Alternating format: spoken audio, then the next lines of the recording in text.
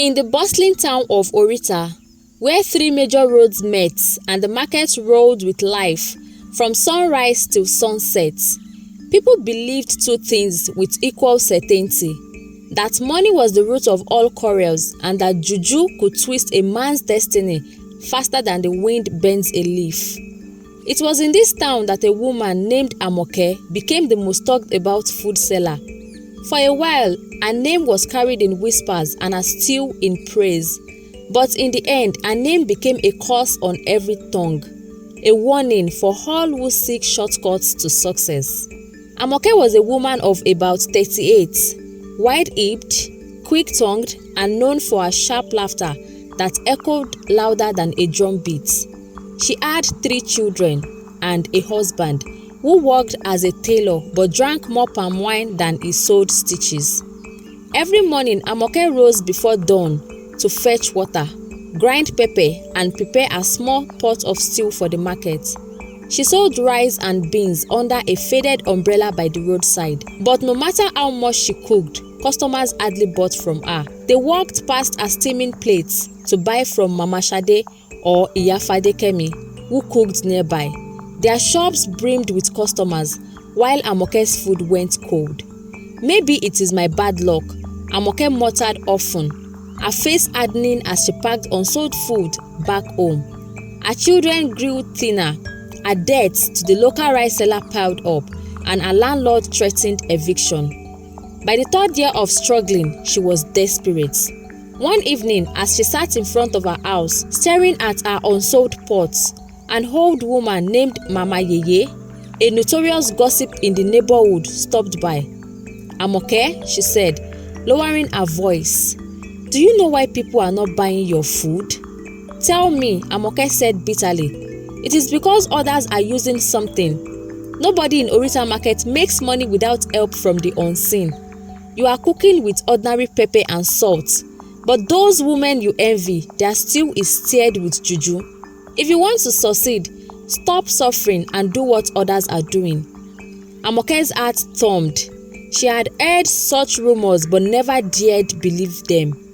Yet Mama Yeye's word fell like firewood on her dry, desperate spirit. That night, she thought long and hard, and by morning she made up her mind. Deep in the outskirts of Orita lived Baba Ifagbemi, a spiritualist with a reputation that made children tremble at his name. His hut was shaded by twisted trees, and charms hung from the doorway like sleeping bats. Amoke went there one rainy morning. "Baba," she said, bowing low, "I want my food to sell. I want people to line up for my pots and lick their fingers until my name spreads beyond this town." The old man's eye gleamed. He threw cowries on a goat skin mat, muttered incantations, and after a long silence, said, "You must cook with the water that touches your body's deepest secrets. Wash your undergarments, keep the water and use it to boil your stew. Whoever eats will crave your food like a man craves his mother's breast milk. They will return and return, unable to resist." Amoke trembled, but greed burned stronger than her fear. She thanked Baba, left him money, and went home with her instructions. The very next day, she tried it. She soaked her undergarments, saved the water, and used it to cook her pot of rice and stew. That morning, something strange happened. People who usually walked past her stall stopped. One man sniffed the air and licked his lips. "Madam, let me taste your rice," he said. Another came, then another. Within an hour, her pot was empty.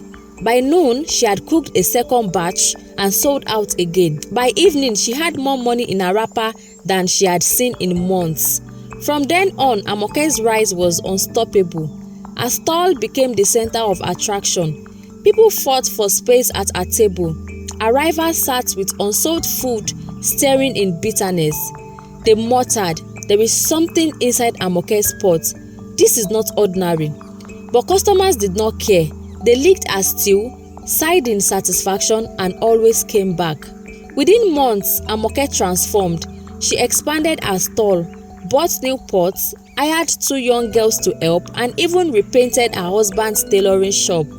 She laughed louder, mocked arrivals, and strutted in gold earrings that shone like the sun. But soon, strange things began to happen. Customers complained of nightmares after eating her food. Some said they dreamt of Amoke chasing them with a cooking spoon. Others fell ill with stomach cramps doctors could not explain. One day, a young man collapsed right in front of her stall after eating. Though he survived, whispers spread quickly. Something is wrong with Amoke's food. Still, people kept buying. The craving was too strong. Arrivals, Mama Shade and Iya Fadekemi grew desperate. One night, they met secretly at Mama Shade's house. "This woman has destroyed us," Iya Fadekemi hissed. "Every day, our customers multiply while ours vanish." "It is juju," Mama Shade spat. "I am sure of it. We must expose her before she ruins us all." They decided to consult their own spiritualist. Unknown to Amoke, Mama Shade herself had been using a charm for years. A harmless-looking ring she wore when stirring her pot. It gave her steady customers, though nothing as powerful as Amoke's new magic. When both women's charms clashed in the same market, the spiritual balance began to tilt. That explained the strange illnesses, the nightmares, and the collapse of the young man. The land itself, the ancestors said, could not tolerate two opposing forces fighting for dominance in one place. One morning, as Amoke prepared to serve food, a group of market women stormed her stall with a local priest. "Today, we must know what is inside your pot," they shouted. The priest sprinkled holy water on her food. The pot rattled violently and a foul stench rose. Customers screamed and scattered. The priest then poured libation and prayed. Suddenly, the water in Amoke's stew turned black, and to everyone's shock, a soaked undergarment floated to the top of the pot. The market erupted in chaos. Amoke fell to her knees, wailing, but it was too late. From that day, no one bought from her again. Her stall was abandoned. Children mocked her as Iya Ashoinu, the woman of undergarments. Her husband, disgraced, abandoned her. Her children were shunned at school, and the money she made vanished like smoke. She fell into poverty worse than before. But there was a final twist. One night, as she sat crying, Mama Shade herself fell ill. She confessed in her dying breath that she too had used charms, and that Amoke's downfall had only been the beginning. "The spirits are angry," she whispered. "They will cleanse this market of every evil charm. None who use shortcuts will escape." Indeed, within months, Iya Fadekemi also lost her business mysteriously. The market slowly returned to normal, with new sellers rising, those who relied only on clean hands and honest cooking. The story of Amoke spread far and wide. In Orita, parents warned their children with it, preachers quoted it, and storytellers retold it at moonlight gatherings. The lesson was clear: whatever is gotten through evil will never last. Greed may give quick success, but it always destroys in the end. As the elders say, the pot stirred with dirty water will one day spill its contents in shame. And that's where today's tale ends, but the wisdom lives on.